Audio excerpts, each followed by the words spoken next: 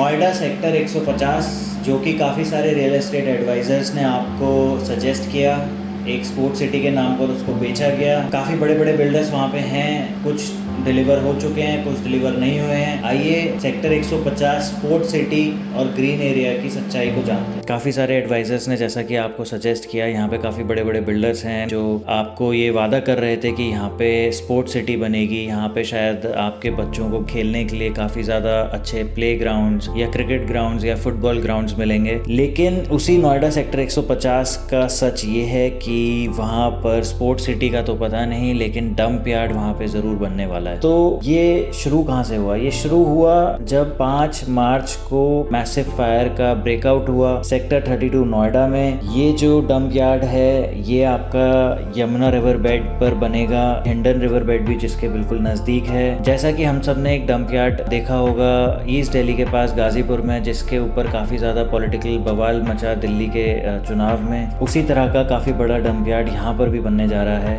वो उस सेक्टर के पास जिसको बिल्डर्स द्वारा या फिर रियल एस्टेट एजेंट्स द्वारा ये कहकर बेचा गया कि ये सबसे ग्रीनेस्ट सेक्टर बनेगा नोएडा का, और यहाँ पे आपके बच्चों को साफ हवा, साफ पानी मिलेगा, जो कि शायद आप दिल्ली में मिस कर रहे हैं। दिल्ली से बहुत सारे लोगों ने जो वहाँ की air pollution, water pollution, noise pollution से परेशान थे, उन्होंने यहाँ पे घर लिए। बहुत सारे लोग यहाँ शिफ्ट हो चुके हैं, बहुत सारी फैमिलीज यहाँ शिफ्ट हो चुकी हैं, बहुत सारी अभी भी शिफ्ट होनी बाकी हैं। ये इंसिडेंट तब शुरू होता है जब नोएडा सेक्टर 32 में स्कॉन टेम्पल के पास में एक डंप यार्ड पे आग लगती है, जो कि रिपोर्टेडली ये कहा गया कि एक इंसान के जलती हुई बीड़ी के वहाँ पे सूखे वेस्ट में फेंकने से ये आग भड़की। एंड बाद में उस इंसान को अरेस्ट भी किया गया। नोएडा अथॉरिटी का कहना था कि वो आदमी अपने ऊपर तेल डालकर अपने आप को जलाने की कोशिश कर रहा था, लेकिन पुलिस ने कहा कि नहीं, उन्होंने एक जलती हुई बीड़ी को उस सूखे वेस्ट में फेंका, उससे वो आग भड़की। वो एक अलग मैटर है। लेकिन मैं ये कहना चाहता हूँ कि इतना बड़ा डंप यार्ड अथॉरिटी कह रही है कि 3 जगहों पे हम उसको स्प्रेड करेंगे, और उसमें से एक जगह नोएडा सेक्टर 150 को भी चुना गया है। खसरा नंबर 32 ये प्रपोज्ड डंप यार्ड बताया जा रहा है नोएडा अथॉरिटी से।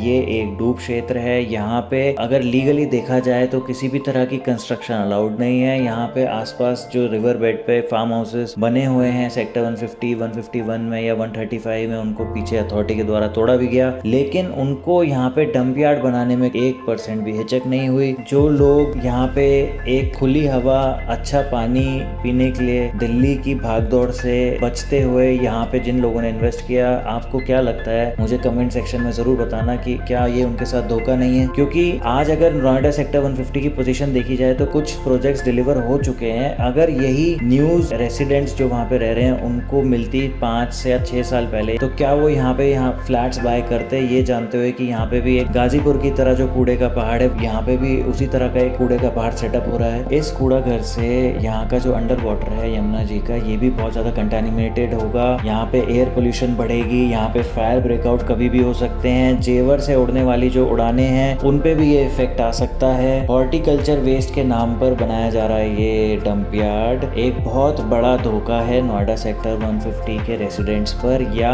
उन लोगों पर जो लोगों ने यहाँ पे इन्वेस्ट किया और उनको पोजेशन मिलने वाला है। आपको भी ये जानकारी है कि जो अथॉरिटी कह रही है कि यहाँ पे वो सिर्फ हॉर्टिकल्चर वेस्ट का एक डंप यार्ड बनाएंगे, वो पॉसिबल ही नहीं है। क्योंकि हम और आप भी जानते हैं कि हम भी जब अपने घर से कूड़े को बाहर फेंकते हैं तो एक बड़े बैग पॉलिथीन में बनाकर उसमें हर तरह का वेस्ट हम एक डस्टबिन में डालते हैं। वहां से वो हमारे घर से फिर वो बड़े डस्टबिन में या बड़े डंप यार्ड में जाता है, और वहां पर भी कोई कूड़े को अलग करने की किसी तरह की कोई ऐसी फैसिलिटीज नहीं होती है। हालांकि आपने कई जगह देखा होगा हरे डब्बे, नीले डब्बे लगे होते हैं, लेकिन हम अपना वेस्ट एक ही जगह इकट्ठा करके ही अपने घर से निकालते हैं। उसके बाद वो सेग्रीगेट नहीं किया जाता है। तो ये एक बहुत बड़ा स्कैम मैं कहूंगा नोएडा अथॉरिटी के थ्रू किया गया। एक ऐसे सेक्टर को जिनको रियल एस्टेट एजेंट्स ने ग्रीनेस्ट सेक्टर स्पोर्ट सिटी कहकर बेचा, आज उसको ये फेस करना पड़ रहा है कि वहाँ पे एक पास में इतना बड़ा डंप यार्ड बन रहा है। वहाँ पे अंदर जो बिल्डर्स की कहानी है उसको मैं किसी और वीडियो में बताऊंगा। फिलहाल सिर्फ मैं ये डंप यार्ड को ही कवर करना चाहता हूँ, क्योंकि वहाँ पे जो ऑलरेडी 20,000 फैमिलीज जो वहाँ पे पास में गाँव हैं और जो कुछ सोसाइटीज में लोग रह रहे हैं, वो इससे इतना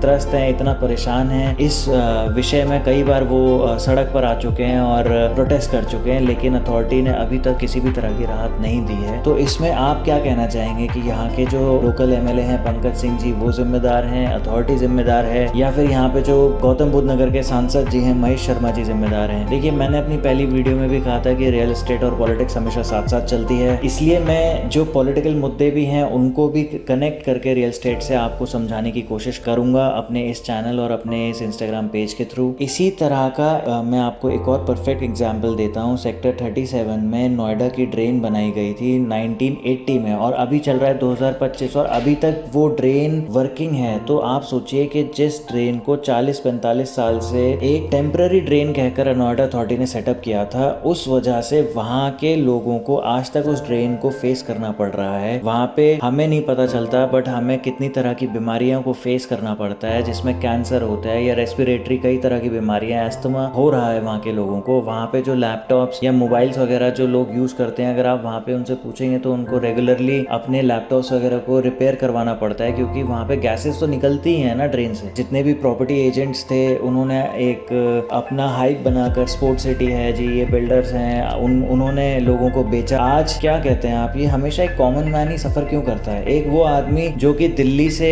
उठ के यहाँ आके रहना चाहता है सिर्फ इसलिए कि उसको फ्रेश एयर और फ्रेश वाटर या अपने बच्चों के लिए एक अच्छा वो फ्यूचर दे पाए, उसको एक ग्रीनर सेक्टर में लेके वो जा रहा है। क्योंकि आपको ही पता है नोएडा में आज रेट्स दिल्ली से भी ज्यादा हैं। वहाँ से पहले लोग बेच करके यहाँ पे बड़ा साइजेस ले पाते थे, लेकिन आज स्थिति ये है कि शायद दिल्ली में लोग अपना घर बेच के फिर कुछ पैसे ऐड करके यहाँ पे शायद वो अपने लिए कुछ घर प्लान कर पाए होंगे। तो at the end of the video में यही कहना चाहूँगा कि इसमें किसकी गलती है? जिन प्रॉपर्टी ब्रोकर्स या जिन ब्रोकर्स ने आपको वो घर बेचा, या नोएडा अथॉरिटी की गलती है, या लोकल एमएलए या लोकल एमपी की गलती है, या फिर एट द एंड गलती सिर्फ उस कॉमन आदमी की ही मानी जाएगी जिसने बेचारे ने किसी बिल्डर पर या किसी ब्रोकर पर ट्रस्ट करके वहाँ पे घर लिया? प्लीज़ आप मुझे कमेंट सेक्शन में बताएं, and if you like the video please share this video as much as possible so that हम इस डंप यार्ड को बनने से रोक सकें, क्योंकि 20,000 फैमिलीज़ वहाँ पे इफ़ेक्ट होंगी एंड उनके बच्चों की लाइफ इफ़ेक्ट होगी। वहाँ पे कई तरह की बीमारियाँ ना फैलें, उससे हमारी थोड़ी सी अपील है नोएडा अथॉरिटी को कि वहाँ पे डंप यार्ड ना बनाएं। So please share this video as much as possible. Thank you.